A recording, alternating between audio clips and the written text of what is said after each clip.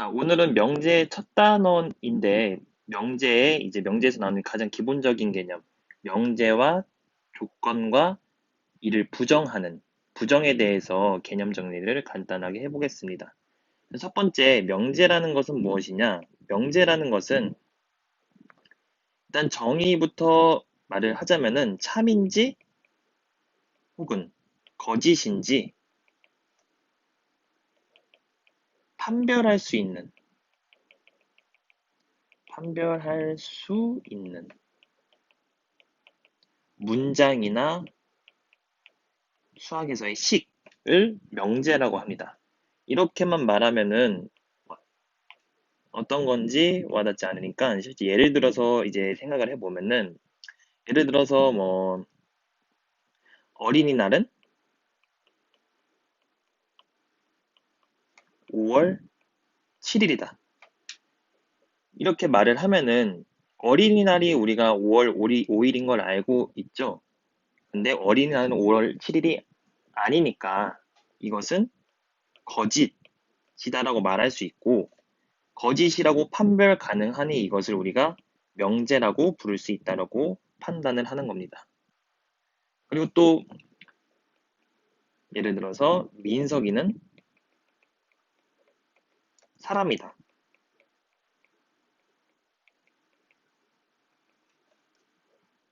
민석이라는 학생이 있는데 민석이는 사람이다라는 말은 참이라고 말할 수 있겠죠. 이것도 거짓인지 참인지 참이라고 판단할 수 있으니 우리가 명제라고 부르는 겁니다. 그리고 또 세 번째 예는 서연이는 이쁘다. 자, 이거는 거짓일까요? 참일까요? 자, 이거는 거짓인지 참인지 사람마다 보는 사람에 따라서 다 다르겠죠. 어떤 사람은 이뻐 보일 수도 있고 어떤 사람은 이쁘지 않아 보일 수도 있고 이렇게 주관이 들어갔을 때 우리가 거짓인지 참인지 판별할 수 없을 때 이런 것들을 우리가 명제라고 부르지 않는 겁니다. 그래서 정리를 해보면은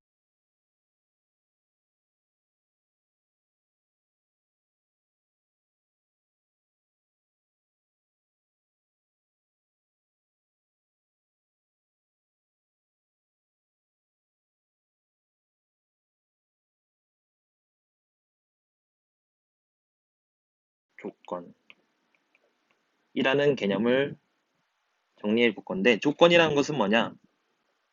뭐 예를 들어서 친구와의 뭐 이야기 속에서 어떤 조건을 건다. 이런 식으로 우리가 보통 말을 하죠. 그래서 조건이라는 것은 정의가 주어에 따라서 참인지 거짓인지 판별할 수 있는 식, 할 수 있는 식을 우리가 조건이라고 합니다. 보니까 위에 얘기했던 명제라는 정의와 같은 부분이 등장하는 것 같은데, 자, 명제라는 것은 참인지 거짓인지 판별할 수 있는 문장이나 식이었고, 조건이라는 것은 주어에 따라서 참인지 거짓인지 판별할 수 있는 여기도 마찬가지로 문장이나 식을 조건이라고 얘기합니다. 그래서 이것도 예를 들어서 구체적으로 살펴보면, 자, 문장에 X는 짝수이다라는 말이 있다고 했을 때, 이게 참입니까? 거짓입니까? 모르겠죠? X라는 값이 실제로 2, 4, 6 이러한 숫자였다면 짝수이다란 말이 참이 될 수 있는 것이고 X라는 숫자가 실제로 3, 5, 11 이러한 홀수였다면 이 명제는 거짓이라고 말을 할 수 있는 상황이겠죠. 그래서 여기서 말하고 있는 그 주어, 이 문장에서 X 값에 따라서 참인지 거짓인지 판별될 수 있다면 이것을 우리가 조건이라고 얘기를 합니다. 그래서 조건이라는 것은 우리가 어떠한 조건이 있다. 조건이 있다. 보통 국어에서 이렇게 밑줄 쳐놓고 기억, 이러한 문장 이렇게 하듯 수학에서는 어떠한 조건이 있다라는 것을 이렇게 x는 짝수이다. 이러한 문장인 조건이다를 표시를 앞에 이렇게 p, 보통 소문자 p라고 써놓고 땡땡 이렇게 써놓고 이것이 조건이다 라는 식으로 표시를 합니다. 그래서 이 p라는 앞에 나오는 문자들은 보통이 소문자가 되고, 그리고 땡땡 x는 짝수이다 이런 식으로 표기를 합니다. 또 여기서 우리가 이제 앞서 배웠던 집합이라는 단원에서 표기 방법 중에 이제 대문자를 써서 표기하는 방법이 있었죠. 그래서 이렇게 조건이 생겼을 때 이러한 조건을 만족시키는 이런 x값들을 모아놓은 집합을 표시를 할 때 이 소문자 p에 대한 집합이니까 p의 대문자인 대문자 p를 쓰고, 그리고 우리가 앞서 배웠던 집합 표시 방법인 는 이렇게 괄호를 쓰고, x는 짝수이다니까 2, 4, 6 쭉쭉쭉 이렇게 이 조건을 만족시키는 원소들을 쫙 나열을 한다면은 이 집합을 우리가 앞서 말한 조건을 만족시키는 진리집합이다라고 얘기를 하는 겁니다. 그래서 조건 소문자 p를 만족하는 진리집합이라고 얘기를 합니다. 그래서 대문자 p는 소문자 p 조건의 진리집합이다. 우리가 말하는 진리집합이라는 뜻이 이러한 뜻을 담고 있다라는 거. 그래서 옆에다 조건을 참으로 만들어주는 x값의 모임이다. 진리집합이라는 것은 이렇게 조건을 정리할 수 있고, 마지막으로 부정에 대해서 정리를 해볼 건데,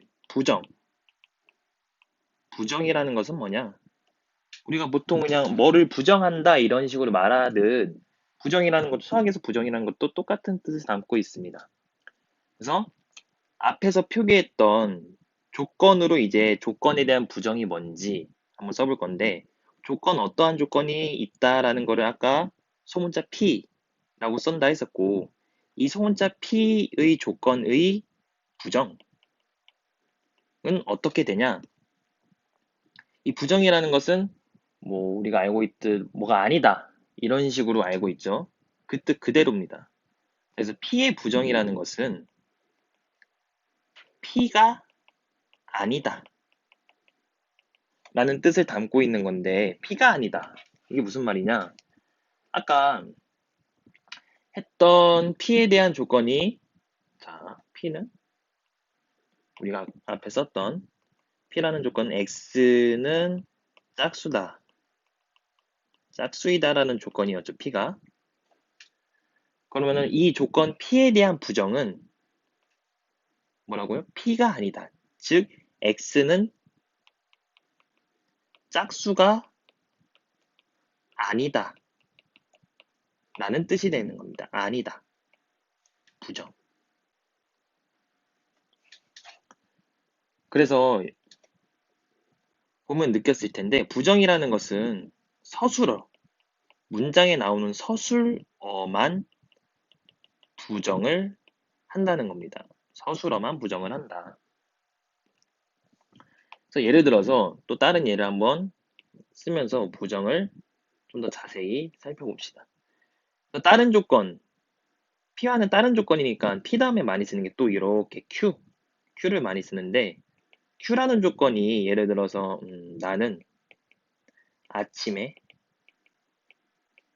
물을 마신다 라는 조건이라기보다 이거는 명제겠죠. 자, 나는 아침에 물을 마신다 라는 말이 있었을 때 이것에 대한 부정이라는 것은 나는 아침에 물을 마시지 않는다 라는 겁니다. 서술어만 부정한다라는 거. 이게 지금 여기서는 명확하게 드러나지만 이제 수학 용어들을 보고 이렇게 여러 문장이 혼합되다 보면은 부정이라는 것이 모든 부정을 한다라는 것이기 때문에 어떠한 문장이 있었을 때 나는이라고 했으니 나는의 부정, 너는 아침이라고 했으니 아침의 부정, 저녁에 물이라고 했으니 물의 부정, 불을 이런 식으로 이제 좀 오개념이 들어갈 수 있는데 항상 명심해야 될 게 부정이라는 것은 수학에서 부정이라는 것은 서술어만 부정을 한다는 거. 요거를 조심해서 나머지 수학 기호들도 이제 부정을 해주면 되는데, 자, 근데 이제 좀 공부를 하다 보면은 이제 서술어만 분명히 부정을 한다고 했는데 부정을 했을 때 이제 바뀌는 포인트들이 몇 개 있습니다. 딱 두 가지가 있는데 딱 두 가지만 조심하면 됩니다. 자, 두 가지가 뭐가 있냐면은 여기 수학에서 나는 너 이런 식으로 바뀌는 게 아닌 음, 서술어 외에 이제 바뀌는 문장들이 있는데 그게 뭐냐면은 모든이라는 말이 나오면은 이것은 수학에서 어떤 이라는 말로 부정으로 바뀌고 또 또는 or 또는이라는 말이 나오면은 이것은 수학에서 그리고 and로 바뀐다는 겁니다. 그럼 반대로 똑같겠죠. 어떤이라는 말이 나오면은 모든이라고 부정이 되고 그리고라는 말이 나오면은 또는이라고 부정이 된다라는 겁니다. 그래서 서술어 외에 바뀌는 문장은 부정에서 뭐가 있다? 부정이라는 것은 서술어가 바뀌고 모든이 나오면 어떤이 나오면 모든으로 바뀌고 그 다음에 또는이 나오면 그리고라는 말이 나오면 또는이라고 바뀐다라는 거. 그래서 이 모든 문장이 들어가 있는 예제 문장을 한번 써보면서 부정을 한번 알아볼 건데 자 위에 썼던 문장을 인용을 해서 나는 모든 아침에 사실 좀 맥락이 좀 그런 매일 아침 모든 근데 뭐 수학에서 매일이라는 말이 나오진 않고 모든 아침에 물과 우유를 마신다. 라는 문장이 있었을 때 이거에 대한 부정, Q를 부정하겠다라는 것은 나는 너는 아니랬죠. 나는 자 수학에서 모든 이라는 말은 뭘로 바뀐다고? 자 모든은 어떤으로 바뀐다고 했죠. 어떤 아침에 자 여기서 잘 발견해야 되는 문장 과 이게 뭐뭐 물 그리고 우유라는 뜻이죠. 그리고 근데 실제 수학 문장에서는 이렇게 막 애매하게 알아보기 어렵게 나오진 않습니다. 그래서 이건 예를 들어서 쓴 거기 때문에 자 그럼 과라는 것은 그리고 때문에 물 뭐라고 바뀐다고요?